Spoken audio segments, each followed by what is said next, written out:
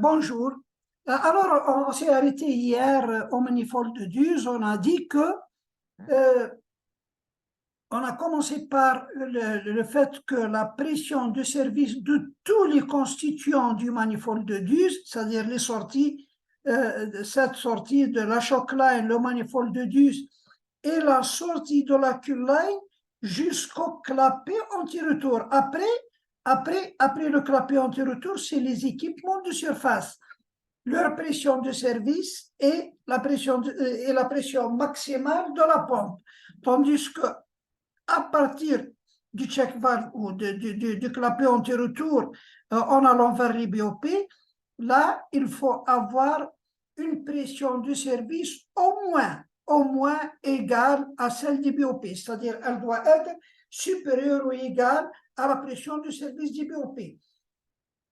Si l'élément le plus faible du BOP, par exemple, est 5000 psi, donc on dit que la pression du service de l'ensemble du BOP, c'est-à-dire du stack BOP, est 5000 psi, mais les vannes à partir de celle-là, de la deuxième de la kill line, et en allant vers la shock line, tout ça, bon, jusqu'à la sortie des duses, jusqu'à les duses ici jusqu'à ici jusqu'à ici, doivent avoir une pression maximale ou égale à 5000 psi, c'est-à-dire la pression de service du stack BOP. Voilà. Là, il faut bien savoir que, puisque là, on gère les pressions, toute pression appliquée en surface va être ajoutée lorsque le puits est fermé, elle va être ajoutée aux paires de charge annulaires et tout va s'appliquer sur le fond. Comme vous vous rappelez, la pression qui s'applique sur le fond, c'est la pression hydrostatique plus les paires de charge annulaires. Et puisque le puits est fermé, donc les paires de charge annulaires continuent par là, ici, en passant par la duse et en allant jusqu'au box du tamifibron, c'est-à-dire en passant par le dégazeur.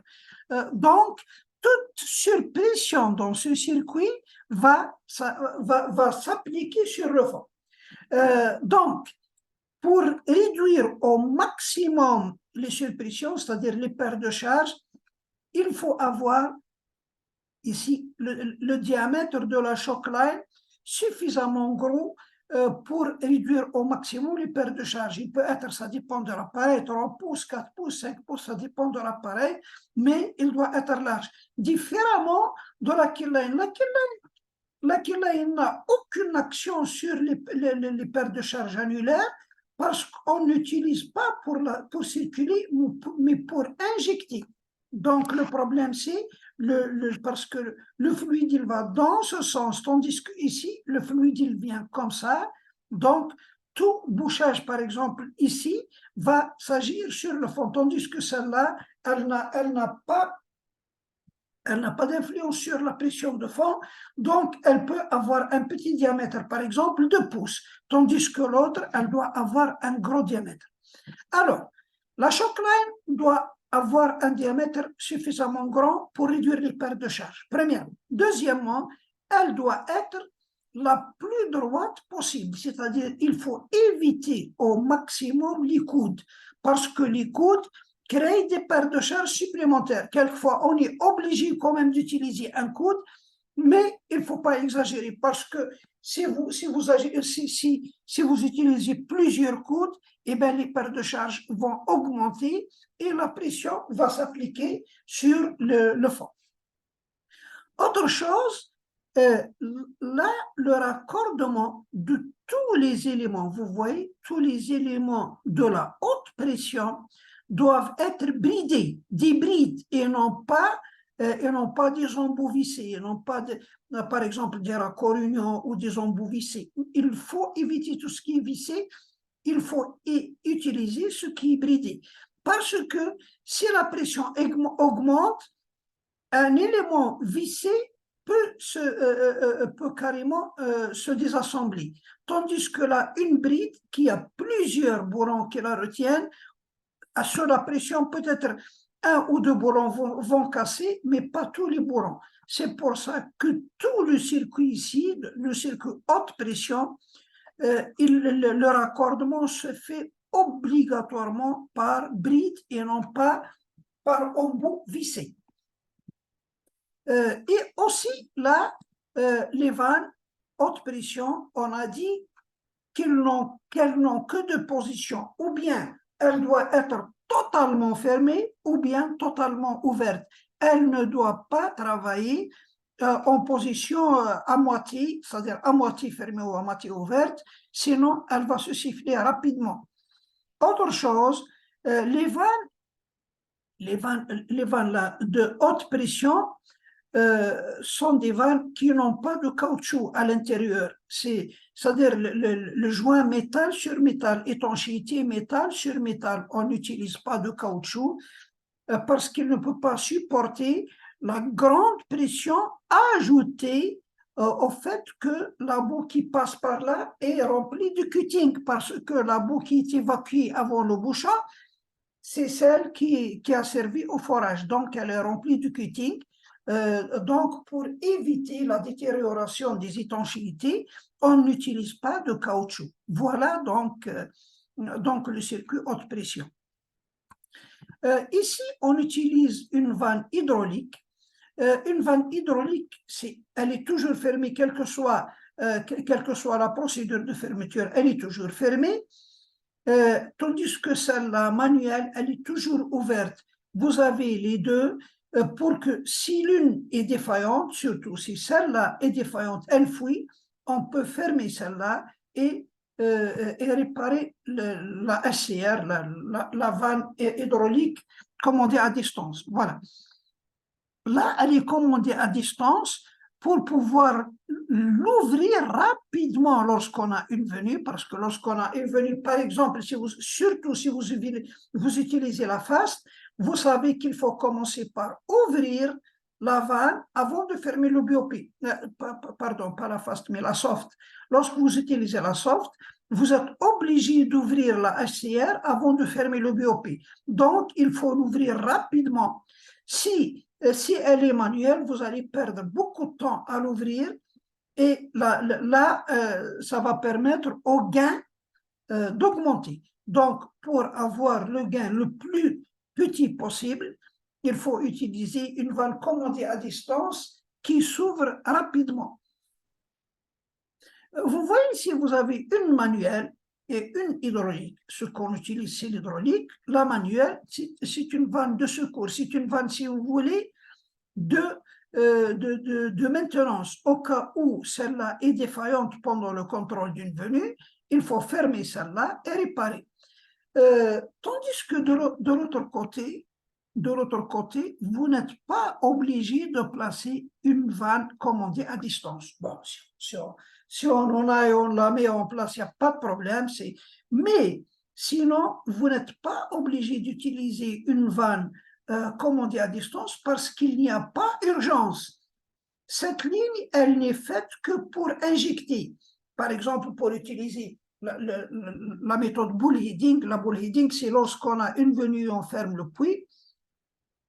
On peut essayer de pomper la boue par la killline pour peut-être pour pousser le gaz à revenir dans son réservoir. Je dis, ils sont pourtant qui sont très chers. Donc, elle a tout ça, mais la façon à mailler là. Ça la voix, celui qui commence à te commander. Maintenant, un gars, ça va venir marquer là.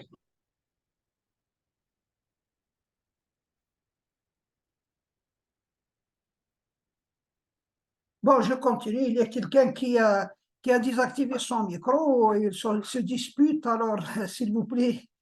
Bon, alors. Noël dit à Miro d'arrêter le micro. Noël avec Miro. Ça, c'est la voix de Miro. Arrêtez tous parce qu'il y a, s'il vous plaît. S'il vous plaît. Je ne sais pas qui.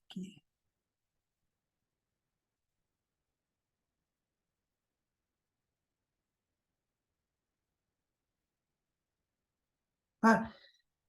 Alors, j'ai dit que de ce côté-là, il n'y a pas urgence. Donc, malgré que tous les appareils sont munis d'une vanne manuelle et une vanne hydraulique, mais si vous utilisez encore ici une vanne manuelle, ça n'a pas d'importance parce qu'il n'y a pas urgence. L'urgence est de l'autre côté. Parce que là, s'il y a une venue, surtout lorsqu'on utilise la soft, il faut fermer rapidement, plutôt l'ouvrir rapidement avant de fermer le BOP. Voilà. Voilà. Maintenant, on passe aux duses. Là, vous pouvez avoir une duse, deux duses manuelles, une duse hydraulique et une duse manuelle, mais si vous avez deux duses manuelles, il n'y a pas de problème. Seulement, la duse manuelle, c'est une perte de temps, elle n'est pas précise et tout ça. Alors, il est préférable d'avoir une duse hydraulique. Mais si vous avez une duse manuelle, ça peut aller. Si vous avez une duse manuelle et une duse hydraulique, c'est mieux. On dit hydraulique parce qu'elle est commandée à distance. On n'est pas obligé d'être au manifold de duse. On est loin, en sécurité, et on a toutes les données, tous les manomètres devant nous, le compteur des pompes et tout ça sur le choc panel pour travailler à l'aise, pour contrôler la venue à distance en toute sécurité et à l'aise. Voilà. Mais si les deux duses sont manuelles, ça peut aller, on peut contrôler la venue. Si vous avez deux duses hydrauliques, là, il y a un problème. Si les deux duses sont hydrauliques, il faut obligatoirement installer une troisième duse manuelle. Même si vous avez 5 duses hydrauliques, il faut qu'il y ait une manuelle.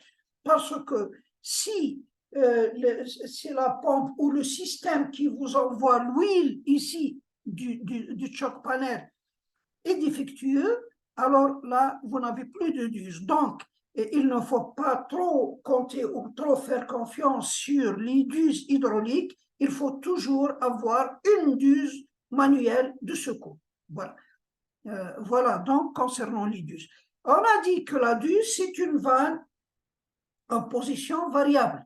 Elle ne fait que varier le diamètre pour faire varier les paires de charge, pour tout simplement faire varier la pression appliquée sur le fond. C'est tout, c'est ça la duse. Si on constate que la pression en tête va atteindre la pression maximale admissible, on doit ouvrir la duse pour réduire les paires de charge, pour réduire la pression sur le fond. Si par contre, on voit que la pression en tête a trop baissé, on a peur d'avoir un autre bouchon, alors on ferme la duse pour augmenter la pression sur le fond pour éviter une autre venue. Voilà donc le rôle de la duse. Étant donné qu'elle sert à faire varier le passage pour faire varier la pression appliquée sur le fond, elle n'est pas utilisée pour faire étanchéité en la fermant totalement. On ne lui demande pas de fermer et de faire étanchéité. Si on veut fermer complètement le puits et faire étanchéité, on utilise une vanne et non pas la duse. Bon, maintenant il y a, vous voyez, qu'est-ce qu'il y a? Il y a la choc line, puis il y a le passage sur une duse et sur l'autre duse. Vous avez deux duses, minimum deux duses. Pourquoi? Lorsque l'une est défaillante, on utilise l'autre immédiatement pendant le contrôle de la venue. Par exemple, on utilise celle-là et il faut s'attendre à un bouchage ou un sifflement de la duse parce qu'il y a des cuttings qui sortent. Donc, les deux risques existent. Donc, une fois que celle-là est défaillante, elle est bouchée ou sifflée, il faut immédiatement fermer. Attention! Fermer les deux vannes. Vous voyez dans le circuit haute pression, qui s'arrête ici, là, le circuit haute pression, vous voyez, les vannes sont toujours doublées les vannes dans le circuit haute pression. Vous voyez ça? Donc, il faut faire attention. Alors, si celle-là est sifflée ou bouchée, il faut obligatoirement fermer les deux vannes qui vont vers la duse et ouvrir ces deux vannes et utiliser cette duse. Mais attention, le temps où vous utilisez cette duse, il faut immédiatement réparer celle-là. On va la voir la duse, normalement, elle se répare en 5 minutes. Elle est très facile à réparer. Il faut que ce soit comme ça. Donc, lorsque vous l'utilisez, il faut qu'il y ait un équipement de change, de rechange ici, le pointeau, le siège et tout ça, qui est à côté. Si elle est différente, immédiatement on passe sur celle-là et on ouvre immédiatement ici, on remplace, on enlève le pointeau et le siège, on remplace le pointeau et le siège et on referme. Et on referme. Pour qu'elle soit prête, si celle-là est défaillante encore, si elle est sifflée au boucher, alors on a déjà ça qui est réparé, alors on peut répartir de l'autre côté. La pression, si vous avez par exemple un BOP, un ensemble de BOP de 10 000 psy par exemple, alors vous devez avoir obligatoirement tout ça, et la ligne du milieu, 10 000 psy. Mais après l'éduse, vous voyez, après l'éduse, d'ailleurs, on utilise une seule vanne, on n'utilise pas de vanne, parce que la pression va chuter en passant par l'éduse. Ça, c'est la moyenne pression. Par exemple, ici, vous êtes obligé d'utiliser des vannes 10 000. Mais ici, vous pouvez utiliser du 5 000, parce que la pression est plus basse. Et là, ça, ce qu'on appelle le buffer, ou bien le réservoir tampon, ou bien tout simplement c'est une chambre de décompression. On peut l'appeler carrément chambre de décompression ou de détention. À quoi ça sert? Vous savez, là, vous avez la haute pression. On a dit que ici, ça va passer la moyenne pression, mais si on passe directement la moyenne pression au dégazeur, elle est quand même importante et elle risque de vous endommager le dégazeur. Elle va le trouver carrément parce qu'elle est vraiment importante, elle est vraiment grande pour le dégazeur. Il ne peut pas supporter cette pression. C'est une citerne qui ne résiste pas à une grande pression. Donc, il ne faut pas passer la pression d'ici directement au dégazeur. Il faut passer par cette chambre qui va faire chuter la pression. Vous avez ici 5000, une fois qu'elle trouve un grand réservoir, elle va se détendre et elle va sortir ici peut-être 1000 ou 1500 psy. Donc ici, les sorties, c'est la basse pression. C'est pour ça qu'on utilise le buffer. Vous le trouvez parallélépipédique ou bien cylindrique, mais c'est la même chose. L'essentiel, il a un gros diamètre ou un gros, disons, une grande surface, de telle façon de permettre à la pression de chuter avant de passer en surface. Alors ici, elle passe au réservoir, au dégazeur, elle peut le percer si elle est importante. Ici, elle va au bourbier. Ici, c'est la torche. Donc, voilà. Là, il y a la ligne de milieu. La ligne du milieu, ici, elle n'a pas de duse. Ça c'est facultatif, en quelque sorte, c'est optionnel. Vous pouvez l'utiliser comme vous ne pouvez pas l'utiliser. Par exemple, si vous passez par les duses, pourquoi vous passez par les duses? Vous passez par les duses si vous êtes obligé de faire varier la position de la duse, c'est-à-dire vous devez, c'est-à-dire en quelque sorte, contrôler la pression qui s'applique sur le fond. Mais supposez que vous avez le puits rempli et la pression grande, une grande pression dans le puits et vous voulez purger directement jusqu'à zéro, et bien pourquoi passer par les duses? Bon, vous pouvez passer par une duse en l'ouvrant complètement. Mais pourquoi utiliser la duse? Vous allez la détériorer inutilement, vous allez l'user inutilement. Alors, si vous n'avez pas besoin de la duse, vous pouvez purger immédiatement par cette ligne. Maintenant, là, on a dit que la pression de service de toutes ces vannes, toutes les vannes et les lignes doivent être supérieures ou égales à celle du BOP. Il y a aussi là, vous avez la shock line. Par exemple, vous avez une shock line qui a 3 pouces, un diamètre de 3 pouces. Alors, toutes les conduites qui sont raccordées à la shock line, celle-là et celle du milieu, doivent avoir au minimum le même diamètre que la shock line. Parce que, par exemple, si vous avez ici un diamètre inférieur à celui de la shock line, vous allez créer des pertes de charge supplémentaires parce que le diamètre est réduit. Donc, il faut que toutes les lignes raccordées à la shock line, vous avez celle-là, vous avez celle-là, vous avez celle du milieu. Pas celle-là et celle-là. Ces deux-là peuvent avoir un diamètre plus petit, mais celles-là, celles qui sont raccordées à la shock line, doivent avoir au moins le diamètre de la shock line. Voilà concernant le manifold de Duse. La Duse, maintenant, la Duse, c'est quoi? Vous voyez, c'est une vanne un peu particulière. Alors, le fluide vient par là et sort par là. Donc, lorsqu'il sort par là, vous voyez quand même, lorsque le fluide vient, surtout la boue chargée de cutting ici, elle va éroder cette partie-là. Il y a là le pointeau et là le siège. Alors, pour que si c'était de l'acier, ça ne va pas tarder à être sifflé le siège et le pointeau. C'est pour ça qu'on utilise une matière qui est plus résistante.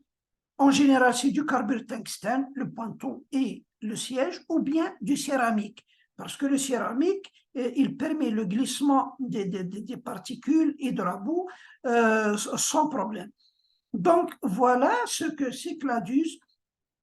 Donc, en tournant ici ou en tirant avec la vanne hydraulique, on fait déplacer le pointeau et en déplaçant le pointeau, on va agir sur le diamètre de passage.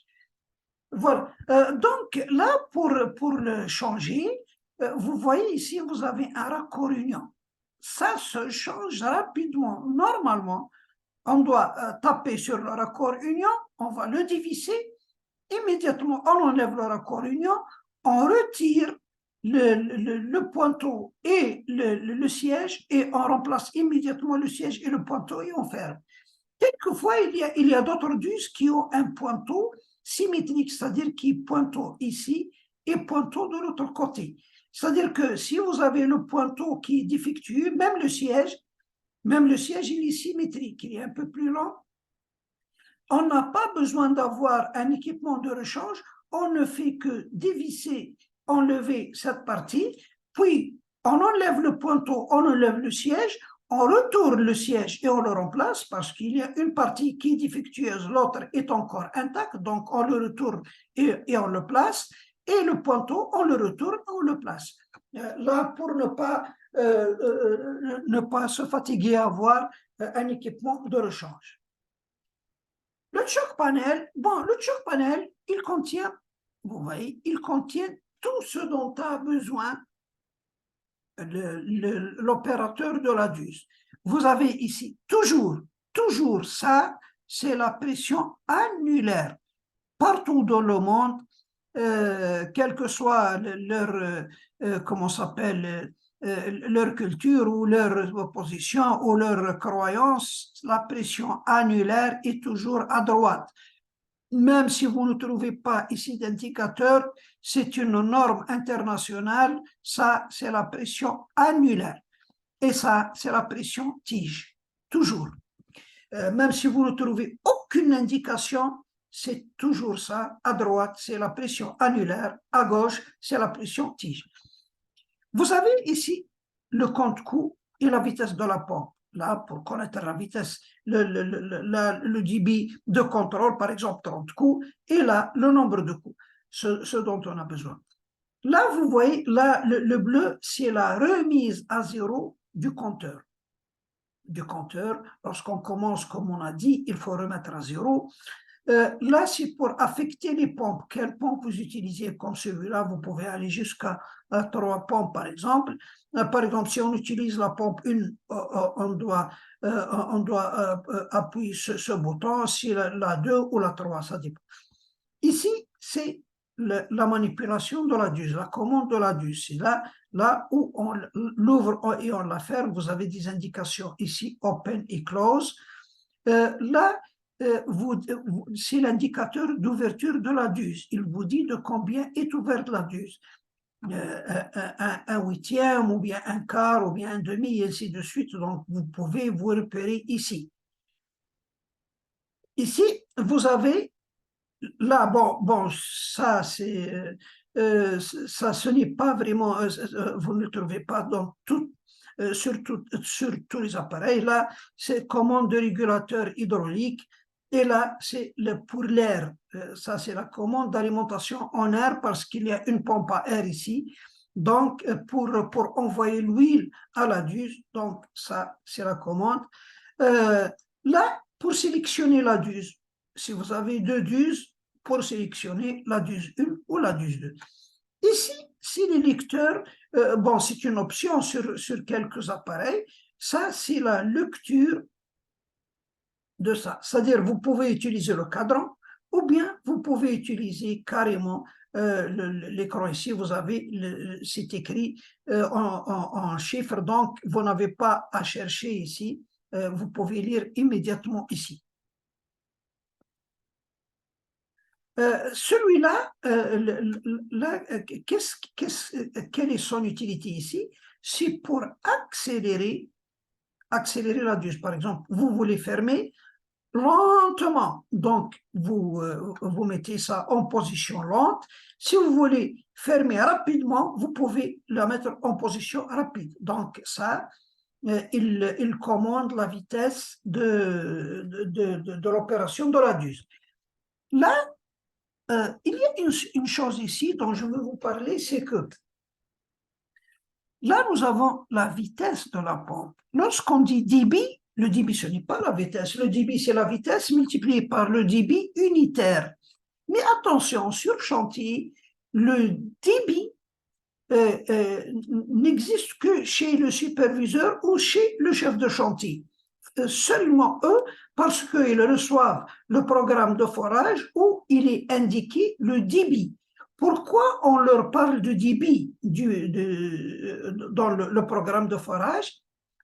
Parce qu'ils ne savent pas quelle pompe et quel chemisage est utilisé dans le chantier, tandis que le superviseur et le chef de chantier, ils le savent. Alors, en connaissant le chemisage, ils peuvent tirer le volume par coup, ou bien le débit par coup. Et en connaissant le rendement volumétrique, ils peuvent savoir la vitesse pour donner le débit exigé. Donc, le chef de poste, il a besoin de la vitesse et non pas du débit. Donc, ici, il y a l'indicateur de la vitesse, mais il n'y a pas d'indicateur de débit. Donc, il n'y a que l'indicateur de la vitesse. Bon, dans le choc panel, en bas, vous avez un réservoir d'huile.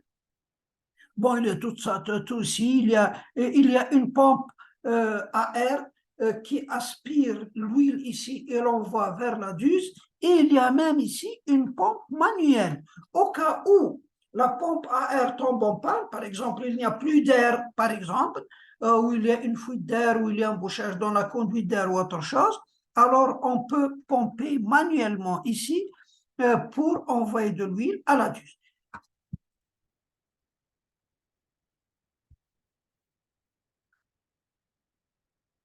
Je pense parce que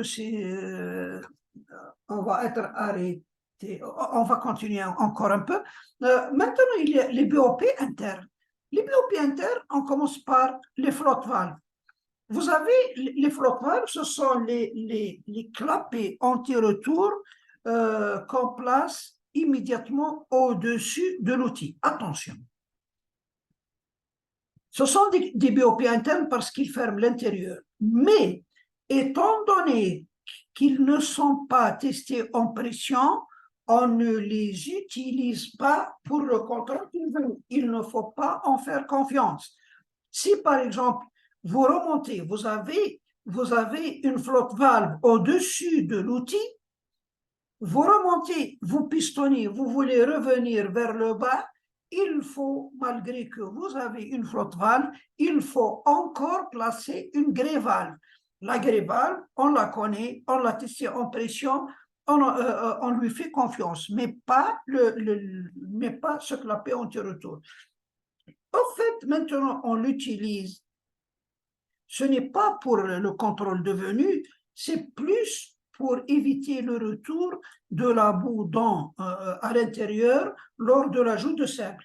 Parce que si vous forez un simple et après vous arrêtez pour l'ajout, lorsque vous dévissez le top drive d'en haut, il va y avoir un backflow de l'extérieur vers l'intérieur parce que l'extérieur, la boue est chargée de cutting, donc la pression hydrostatique est plus importante que la pression hydrostatique à l'intérieur.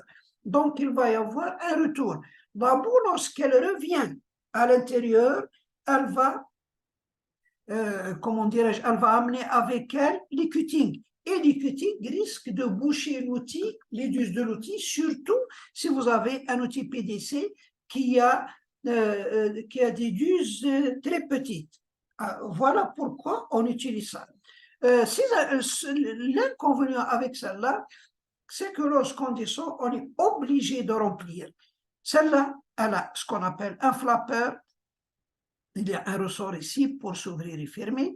Là, c'est carrément un clapet. Il y a un ressort ici, donc elle s'ouvre et elle se ferme. Celle-là est un peu particulière. Celle-là, lorsqu'on descend, elle se remplit directement.